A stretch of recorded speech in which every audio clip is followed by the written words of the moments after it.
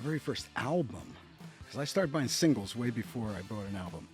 I think it was Ray Charles's Greatest Hits. It was probably 1960. Well, I lived in a small town in Pennsylvania. There was only one record store in the adjacent town, and that was where it was. In fact, it might have not even been a record store. It might have been part of like a Woolworth's department store. The first live music I ever heard was Bill Haley and the Comets in 1954 at Willow Grove Amusement Park outside of Philadelphia.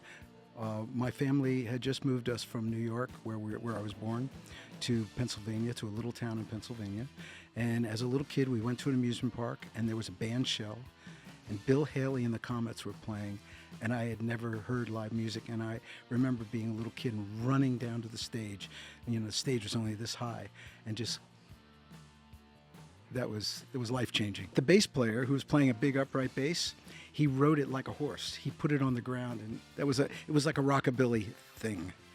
Yeah, I'll never forget that. First guitar I purchased was a Sears and Roebuck guitar made by the company Sears and Roebuck, which doesn't exist anymore. And I still have it. It was an acoustic guitar. It wasn't very expensive. I only had it for a little while because I was really serious about. And I remember my folks took me up to New York City, and we went to 48th Street, where all the music stores were back in the day. And we ended up buying another guitar, and I can't remember which one that was. A Little High too. Wow, that's hard to remember because I was a little high. If I wasn't so high, I probably could remember. It was, it might have been Cream, Sunshine of Your Love, because I had a black light in my room, and the album cover actually glowed in a black light. So that was, it was probably Sunshine of Your Love. Well, that's an interesting question, because when we first met, we actually tried to do something together musically, and it sounded really bad. And we actually looked at each other and said, this is never going to work. We sound horrible together.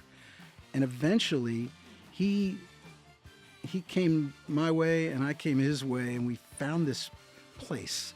And I don't know how we did it. It was just through trial and error, really. The first contract I signed was with a little company called, my high school band in 1967. We had saved up our money to make a record. We went to a little studio in on North Broad Street, Philadelphia. We paid $100 or something to make a record.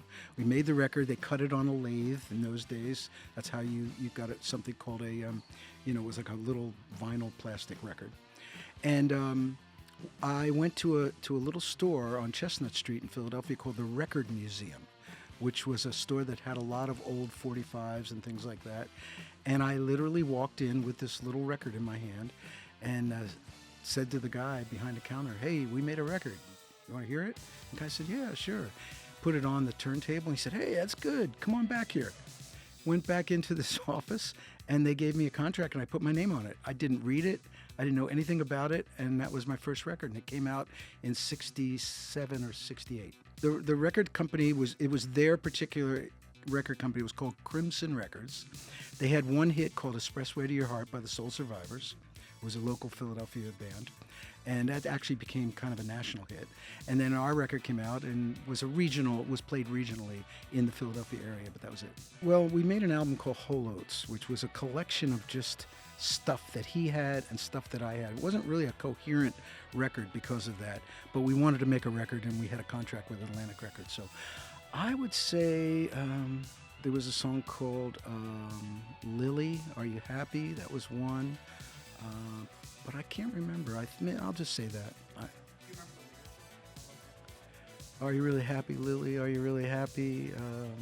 Lily, laughing lady, do the smiles disguise the tears inside? There you go. Yeah. Ooh, wow, we opened for some wacky people. We opened for Dan Hicks and his Hot Licks and Cheech and Chong. That was crazy. Dan Hicks and his Hot Licks were playing strip poker with the two girls in the band in the dressing room. Cheech and Chong were just absolutely insane. And how we got on that bill, I'll never know, but that was interesting. Yeah, well, it was probably because we were in Philadelphia at the time we made the first album, the Hall Oates album. We recorded it in New York, but we were still living in Philadelphia technically.